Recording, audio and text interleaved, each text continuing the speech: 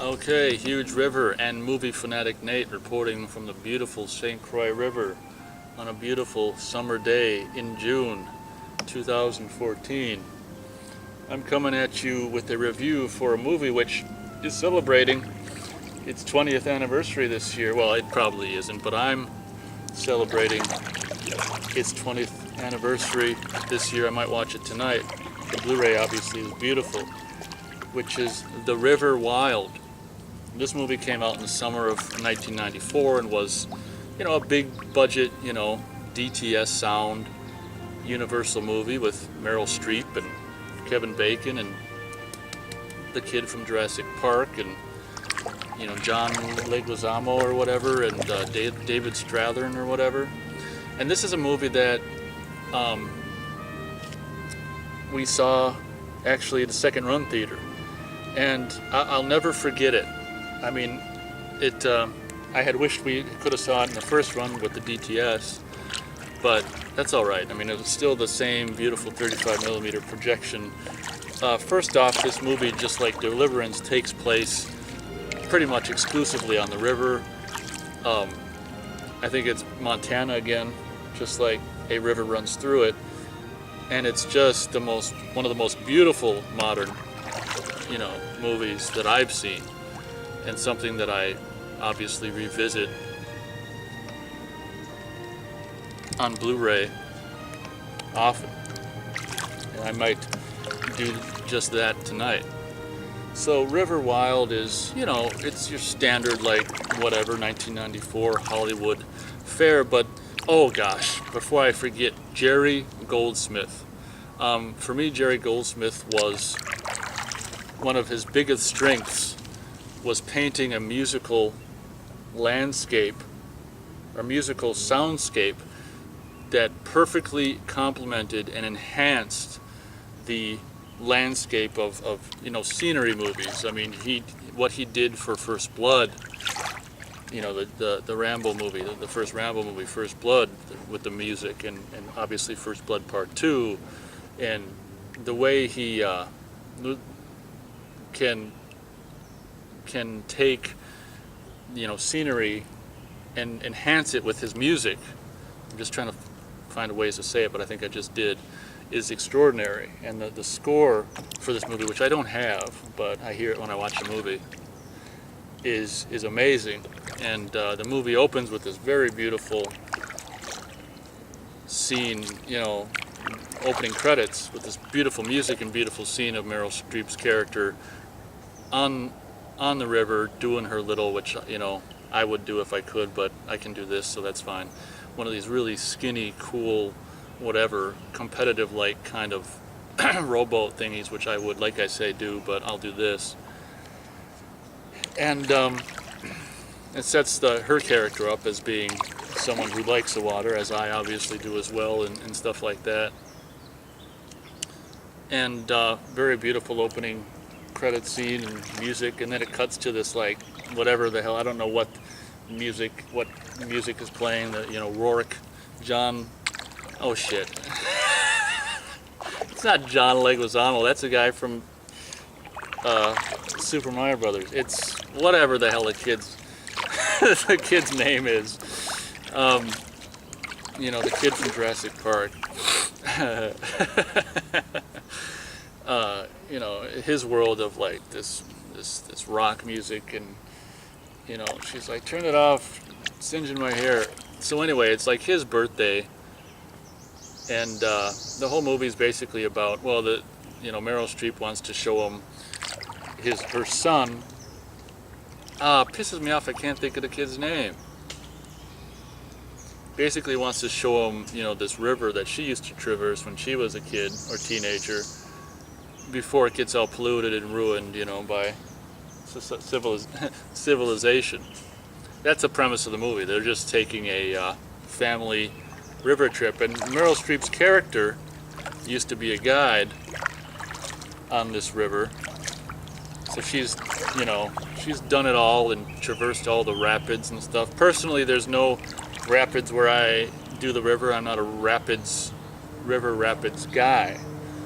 I don't need to get any more maimed than I already am, so I'm not a You know, I'm not a thrill seeker in the sense of like dangerous, fast, trying to make it through here.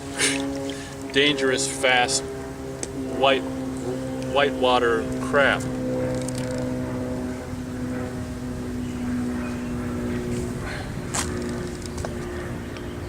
So Meryl Streep's character was formerly a guide on whatever river she was a guide on. If you watch my,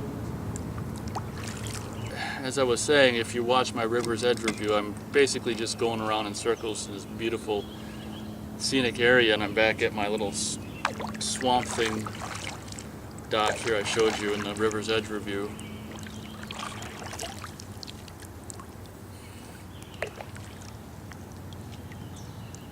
Maybe I'll go this way. So River Wild's pretty cool. I wouldn't say necessarily it's a 4-star movie, but I'm going to give it 4 stars because for me, you know, when I first saw it at that second run theater when I was, what would have I been, 17 with my dad, you know, I was like, oh man, I really liked it, and it left a big impression ever since. And obviously Jerry Goldsmith's music is hugely important. So Meryl Streep's character is this former guide of the river. She's now a teacher for deaf people, and her dad's deaf, which is a cool kind of just small little point, you know. And apparently this is I love you in sign. And well, I could, yeah, you know what that means. So if you want to say, you know, it's also like the Illuminati devil thing, so I don't know, I'm kind of confused about that. So if you ever want to tell someone like a girl or something you have a crush on, that you love her without her knowing like what it means, just go,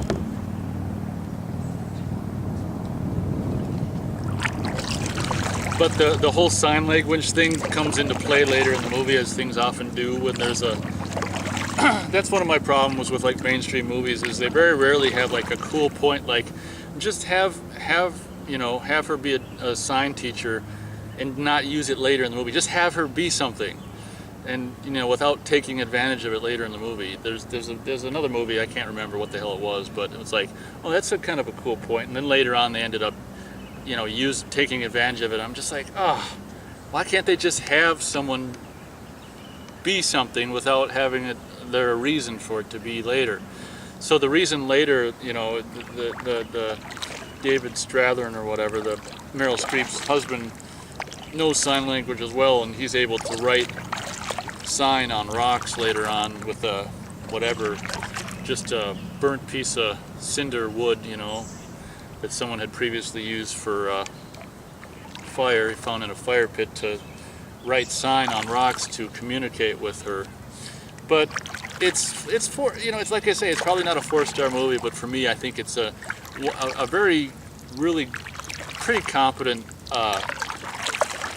like big you know, studio movie with star power, really pretty competently conceived and executed. And the scenario is really one, you know, obviously the backdrop is amazing, but the scenario is really one that's, you know, just like it's done really well in the sense that it unfolds at a nice pace. And, you know, it's like, you know, Kevin Bacon's character, and oh god, he actually is pretty famous now, is it John C. Reilly or something like that, who you know, a couple of white trash. There's a great joke where it's like, we don't have nicknames where we come from. Certainly not Whitewater. White trash, maybe. That was really funny. Unfortunately, I can't. My DVD of this, I have it on Blu-ray as well. My DVD of this is one of the very first DVDs Universal ever put out in their first little batch of movies.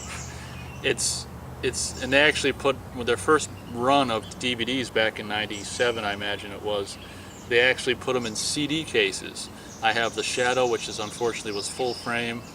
Waterworld, which was anamorphic widescreen, and River Wild, which is anamorphic widescreen. But for some reason I can't rip the DVD, so unfortunately, unless I find just clips on YouTube, I can't show you, you know, beautiful clips. As I'll probably at minimum show you trailer or something as I'm talking about it. So that kind of stinks, because I'd like to rip the audio and just listen to it, you know, waking up and going to bed and stuff.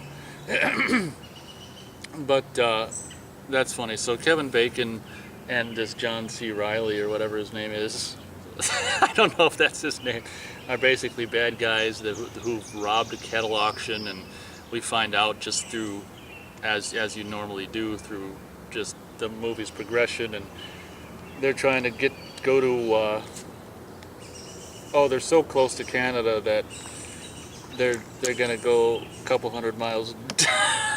Just for citing the movie, they're so close to Canada. Well, okay, I'm just not gonna recite that. But anyway, they end up on the river with this guide who, for some reason, I don't know, ends up being shot, and I guess he ends up being buried by the bad guys, Kevin Bacon and this other guy, John Reilly or C. Reilly or whatever.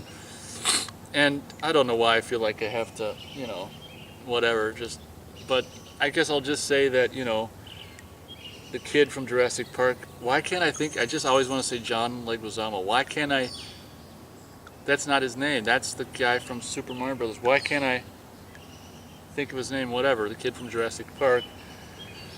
It's kind of annoying, but good. You know, like I say, I actually like pretty much the whole cast. I'm not a big fan of John C. Reilly or whatever his name is, but whatever. This is before he was like bigger than he was then.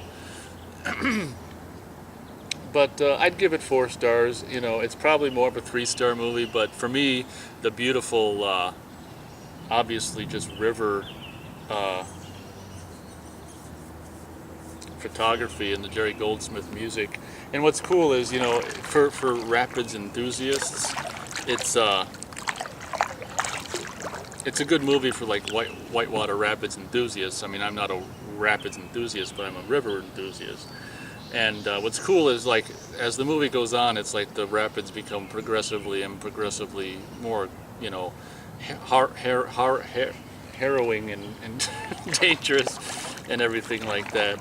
So obviously to the end, it's just like, as any movie would normally do, the end rapids is just, oh my gosh, so huge. And what's funny is every time you watch it, it's just like you're still, you know, even though you know what's coming, you're still like, towards the end, you're still like, wow, that's a lot of rapids. I can't stress enough, obviously, the beauty, the beautiful imagery, you know, river and just nature imagery in this movie. Obviously, if you're a river or nature enthusiast, you're going to want to see this movie. You're going to want to have the Blu-ray.